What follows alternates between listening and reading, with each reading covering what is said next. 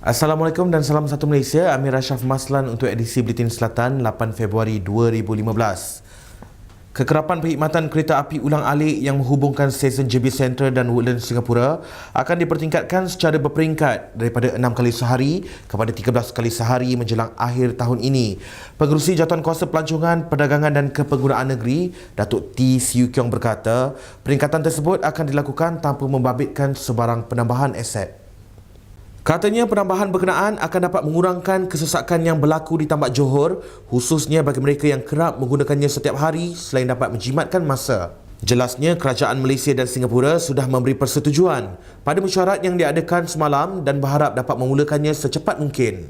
Semalam, Malaysia dan Singapura telah mencapai persetujuan mengenai perkara berkenaan ketika mesyuarat jawatankuasa bersama Peringkat Menteri Malaysia Singapura, JMCIM, untuk Iskandar Malaysia ke-11 yang diadakan di Putrajaya. Kerajaan Negeri Johor menyasarkan kemasukan jumlah pelancong ke negeri ini sebanyak 5 juta orang pada tahun ini. Sasaran tersebut meningkat daripada 4.6 juta yang direkodkan tahun lalu. Menurut Pengerusi Jawatankuasa Pelancongan, Perdagangan dan Kepenggunaan Negeri, Datuk T. Siu Kiong, peningkatan sasaran itu bersempena Tahun Melawat Malaysia 2015 yang mana Johor bakal mengajukan 5 acara utama sebagai usaha menarik pelancong domestik dan antarabangsa berkunjung ke negeri ini. 5 acara utama itu ialah Festival Layang-Layang Antarabangsa ke-20 yang dijadual diadakan pada 25 Februari hingga 1 Mac, Festival Chinggih ke-135, JB Art Festival ke-12, Cita Warna serta Festival Zapin Nusantara ke-5 dan juga Festival Cita Rasa. Menurut Datuk T, selain 5 acara utama itu, Johor turut menyediakan lebih 60 acara lain termasuk kejohanan kapal layar antarabangsa Piala Monsun Malaysia 2015 yang akan berlangsung pada 9 Februari ini, iaitu acara julung kali diadakan di negeri Johor. Beliau berkata demikian ketika sidang media selepas merasmikan pelancaran pakej Riadah Warisan Nusantara 2015 di Riyadh Equestrian Ulu Tiram. Hadir sama Pengarah Tourism Malaysia Johor Ezwar Zar Ayub dan Penolong Pengarah Jabatan Pelancongan Negeri Johor Amirul Ashraf Ibrahim. Sementara itu, pakej Riadah Warisan merupakan satu produk terbaru dengan pakej lengkap merangkumi produk yang ditawarkan di Riyadh Equestrian, Savannah Hills Resort dan Yoyo Rakit. Selain bertujuan mempromosikan aktiviti berkuda, memanah, permainan tradisional serta aktiviti pelancongan air, pakej ini juga merupakan usaha bagi menghimpunkan pelbagai aktiviti di sekitar Ulu Tiram yang belum diketengahkan oleh mana-mana pihak. Iskandar Malaysia diisytihar sebagai pusat kepakaran serantau penyelidikan untuk pembangunan lestari RCE sekaligus menjadikannya RCE ketiga di Malaysia. Pengerusi Jawatankuasa Kesihatan dan Alam Sekitar Negeri, Datuk Ayub Rahmat berkata, RCE Iskandar merupakan platform yang menyatukan individu dan organisasi dari pelbagai lapisan masyarakat yang memperjuangkan isu pembangunan lestari di koridor wilayah pembangunan berkenaan. Katanya, pengiktirafan berkenaan merupakan satu langkah ke arah memastikan keseluruhan kawasan Iskandar Malaysia mencapai 50% pengurangan pelepasan karbon dioksida menjelang tahun 2025.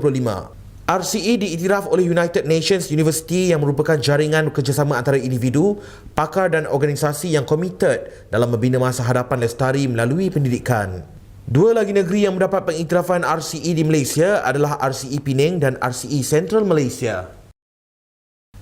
Lebih 2,000 penduduk kawasan Taman Cendana Pasir Gudang menyertai sambutan Maulidur Rasul anjuran Masjid An-Nur dan Johor Corporation Jacob. Menurut Pengerusi Jawatankuasa Masjid An-Nur, Jaafar Samad, beliau menganggap pengisian Maulidur Rasul pada tahun ini sangat bermakna di samping perpaduan dan ukhuwah yang utuh ditonjolkan oleh setiap masyarakat untuk menjayakan program tersebut.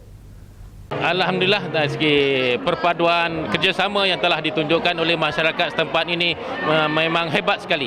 Di luar jangkaan, kita mempunyai jawatankuasa yang baik, kerjasama yang begitu hebat yang telah ditunjukkan oleh jawatankuasa antara pihak masjid dan juga komuniti setempat. Alhamdulillah. Dimenangi oleh ucapan sambutan.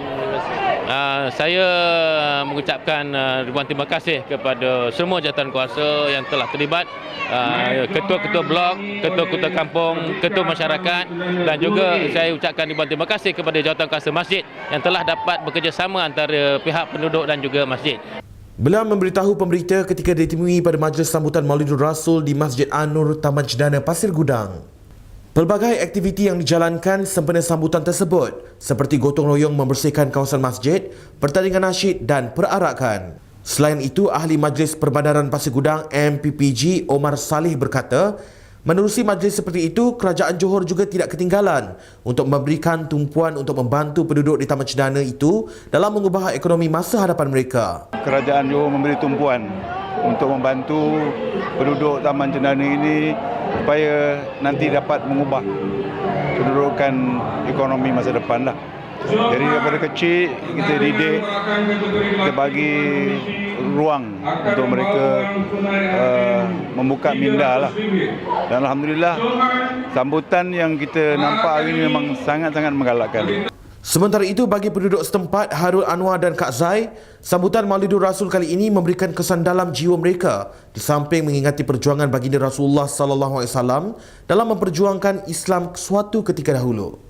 Sungguh bermakna kerana sambutan Maulidur Rasul pada tahun ini sungguh bermakna kerana seramai beberapa blok, iaitu dari blok 1 hingga ke blok 55 mengambil perarakan di dalam majlis Mauludur Nabi tahun ini. Dan saya sebagai pihak yang di Temu Rahmah ni mengucapkan ribuan terima kasih lah kerana datang ke Taman Cendana ini. Dia amat berkesan dalam jiwa kita semua lah. Untuk mana mengatakan Rasulullah untuk satu Taman Cendana ni lah. Sambutan pada kali ini macam mana? Menggalakkan, amat ramai sekali tahun ni. Meriah lah. Syarikat Air Johor SAJ memaklumkan terdapat gangguan bekalan air terancang di kawasan Kota Tinggi Johor bermula 10 Februari pada pukul 10 pagi hingga 11 Februari pada pukul 6 pagi. Menurut kenyataan dari SAJ, gangguan terbabit disebabkan kerja-kerja penyelenggaraan di Rumah Pam Seluyut Kota Tinggi. Katanya kawasan yang terjejas meliputi keseluruhan ladang Sinar Harapan, keseluruhan felda air tawar 1, 2, 3 dan 4, keseluruhan Teluk Sengat, keseluruhan Johor Kampung, keseluruhan Kampung Tanjung Buai dan keseluruhan Kampung Belading. Pengguna dinasihatkan agar menyimpan air secukupnya untuk jangka masa gangguan berlaku. Sebarang maklumat lanjut, pengguna boleh menghubungi SAJ Info Center di talian mesra 1800 887474 atau SMS di 019 772 7474 atau melalui email di customer.care@saj.com.my jika menghadapi sebarang masalah berkaitan bekalan air. Penurunan harga barangan di pasar tani bermula semalam merupakan satu usaha kerajaan mengurangkan harga barang selaras dengan penurunan harga minyak. Menteri Pertanian dan Industri Asas Tani Datuk Seri Ismail Sabri Yaakob berkata, menerusi program jualan turun harga pasar tani itu, kadar penurunan harga adalah antara 5 hingga 20%, melibatkan 73 jenis barang dan produk berasaskan pertanian yang segar, kering dan diproses. Katanya pada masa kini, kementerian tidak menetapkan had tempoh tertentu bagi pelaksanaan program itu di 570 pasar tani sedia ada di seluruh negara.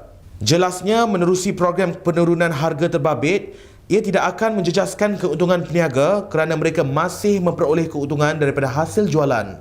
Beliau memandang serius tentang program berkenaan dan tindakan akan dikenakan kepada peniaga yang tidak mematuhi harga yang ditetapkan. Tambahnya, kementerian akan terus memantau peniaga di pasar tani agar peniaga mematuhi pelaksanaan program berkenaan, antaranya dengan meletakkan nombor hotline di setiap gerai bagi membolehkan pelanggan membuat sebarang aduan. Beliau turut menyarankan pengguna agar berbelanja secara bijak dengan membeli barangan pada tawaran harga yang lebih baik. Seterusnya untuk laporan sukan bersama Arif Ani dalam Arena Selatan.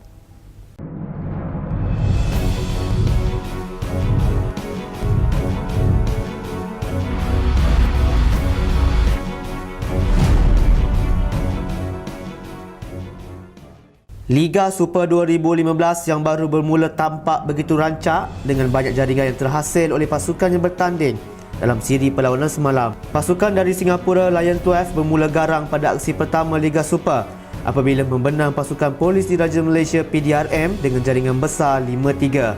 Perlawanan di Stadium Tuanku Abdul Rahman Paroi Negeri Sembilan pula menyaksikan pasukan yang sentiasa dominan dalam Liga Malaysia, Kelantan berjaya menjinakkan pasukan Angkatan Tentera Malaysia 2-0. Selain itu, perlawanan membabitkan pasukan Felda United dan Sarawak menyaksikan aksi penuh sengit dan bertenaga dari kedua-dua pasukan yang berkesudahan dengan keputusan seri 2-2. Sementara itu, lain-lain perlawanan menyaksikan Perak membenam pasukan Sime Darby 2-0 serta Terengganu menewaskan pasukan Selangor juga 2-0.